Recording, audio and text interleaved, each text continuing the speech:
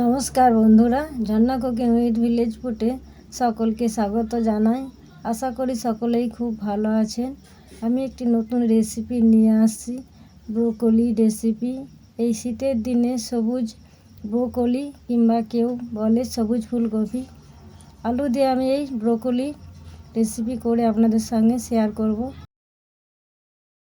এই রেসিপির জন্য নিয়েছি ব্রোকলি, আমি ছোট করে কেটে নিয়েছি আর ডাঁটাগুলো চিড়ে নিয়েছি। আর নিয়েছি আলু আমি এইভাবে কেটে নিয়েছি। এখানে নিয়েছি আদা বাটা, টমেটো কুচি, 5 ফোড়ন, তেজপাতা, হলুদ গুঁড়ো, লঙ্কা গুঁড়ো, সবুজ মটর। এরপর উনুনে কড়া বসিয়ে দিয়েছি, কড়ার মধ্যে দিয়েছি জল গরম হয়ে গেছে। এই জলের মধ্যে দেব কেটে রাখা আলু সিদ্ধ করে নেব। এই আলুর মধ্যে দেব লবণ, যাতে অল্প সময়ের মধ্যে সেদ্ধ হয়ে যায়। আলু কিছুটা সেদ্ধ হয়ে গেছে। এরপর দেব ব্রোকলি হালকা করে সেদ্ধ করে নেব। ব্রোকলি খুব নরম, তাই এই ব্রোকলি বেশি সময় নিয়ে সেদ্ধ করব না, অল্প সময়ের মধ্যে তুলে নেব। 1 থেকে 2 মিনিট ব্রোকলি সিদ্ধ করে নিয়েছি। এরপর খুন্তি দিয়ে এক এক করে তুলে নেব। দেখুন বন্ধুরা, ব্রোকলি সিদ্ধ হয়ে যাওয়ার পর ব্রোকলির কালার একদম অন্যরকম হয়ে গেছে। এই কালারটা দেখতে খুব সুন্দর লাগছে। সব ব্রোকলি তুলে নিলাম এই থালার মধ্যে। আলুও সেদ্ধ হয়ে গেছে। এরপর একইভাবে আলুও তুলে নেব। আলুগুলো সব তুলে নিলাম। কড়া পরিষ্কার করে উনুনে বসিয়ে দিয়েছি। কড়া গরম হয়ে গেছে।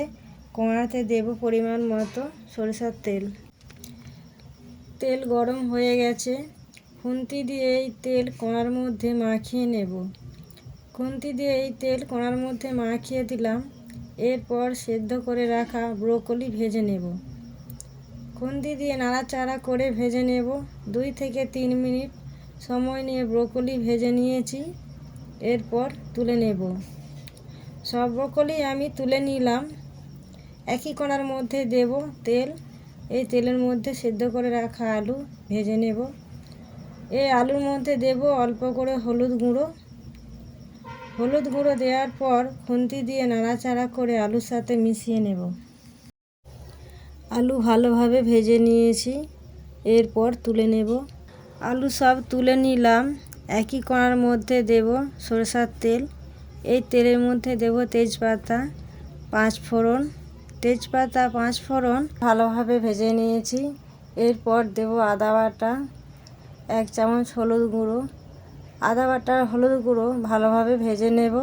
এরপর দেব 1 চামচ লঙ্কা গুঁড়ো আদার সঙ্গে ভেজে নেব।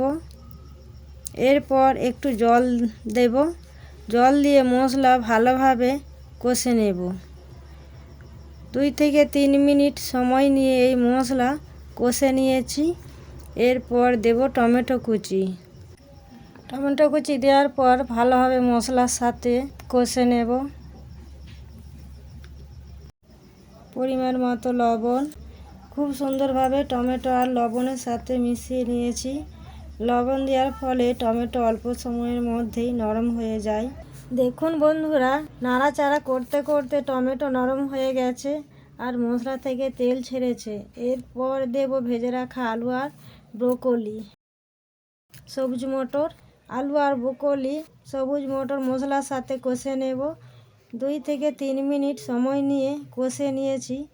এরপর দেব পরিমাণ মতো জল দেওয়ার পর খুন্তি দিয়ে নাড়াচাড়া করে আলু ব্রোকলি ঝোলের মধ্যে ডুবিয়ে দেব, যাতে ভালোভাবে সেদ্ধ হয়ে যায়। ব্রোকলিগুলো ঝোলের মধ্যে ডুবিয়ে দিলাম।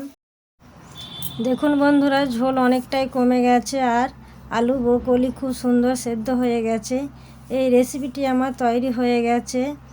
আশা করি ভিডিওটি আপনাদের ভালো লেগেছে। ভিডিওটি ভালো লাগলে লাইক করবেন, বন্ধুদের সঙ্গে শেয়ার করবেন। রেসিপিটি কেমন লাগলো কমেন্ট করে জানাবেন।